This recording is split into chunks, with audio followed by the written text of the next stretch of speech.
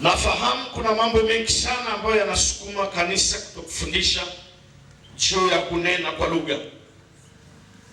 Zipo sababu nyingi sana ambazo yumkini zinasukuma kanisa kutokufundisha juu ya kunena kwa lugha au maombi ya kunena kwa lugha. Kwa hiyo utakuta tu tunafungua Biblia siku ya Pentekoste na tunasema Roho Mtakatifu alishuka kwa ndimi za moto na watu wakanena kwa lugha. Lakini inapofika swala kwamba watu wanene kwa lugha, kila mtu anarudi nyuma. Sababu ya kwanza, watu wengi hawatamani kufundisha au kujifunza juu ya kunena kwa lugha kwa sababu watu husema, kwa nini kufanya jambo ambalo hata mimi mwenyewe au wewe mwenyewe unayenena kwa lugha hujui unafanya nini? Na kule mwisho nitakufundisha sababu na umuhimu wa kuomba kwa kunena kwa lugha. Tatu, inaonekana kana kwamba jambo la kunena kwa lugha ni jambo la kuigiza. Kwamba wapo watu ambao wanajiona kwamba kiwango chao cha kiroho kimekuwa juu, kwa maana ya ulokole wao umekuwa, wakianza kunena kwa lugha nyingine ni jambo la ulokole fulani wa kuigiza na kitu ambacho hakipo. Kuna watu wanafikiri kwamba sasa kwa sababu kunena kwa lugha ni kukua kiroho na mimi sijafikia huko, basi nichukue maneno yanayosemwa na muombaji fulani au mhubiri fulani anapokuwa anahubiri, basi na mimi nayachukua yale maneno na yatumia, inasema ndio kunena kwa lugha. 4,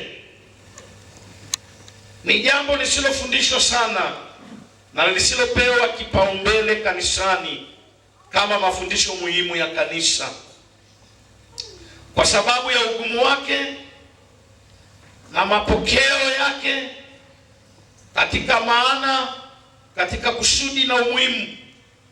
Basi watu wamesema ni jambo la kuachana nalo. Narudia, ni jambo lisilofundishwa sana kwenye mafundisho ya kanisa, na kwa sababu sio jambo linalofundishwa sana kwenye mafundisho ya kanisa, na halifundishwi kwa sababu ya ugumu wake, ugumu kwenye maana, ugumu kwenye lengo, ugumu kwenye umuhimu.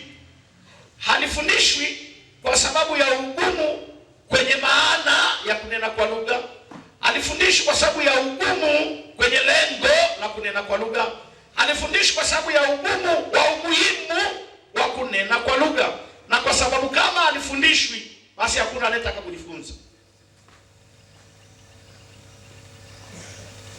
Jambo la 5, limeonekana kama jambo la kanisa la kwanza au la makanisa ya Kipentekoste. Kwa tunaposoma kwenye Biblia swala la Matendo ya Mitume, basi na sisi tunasema ili jambo lilikuwa la kanisa la kwanza au la makanisa ya Kipentekoste, na kwa sababu hiyo swala la kunena kwa lugha alituhusu sisi kama Walutheri.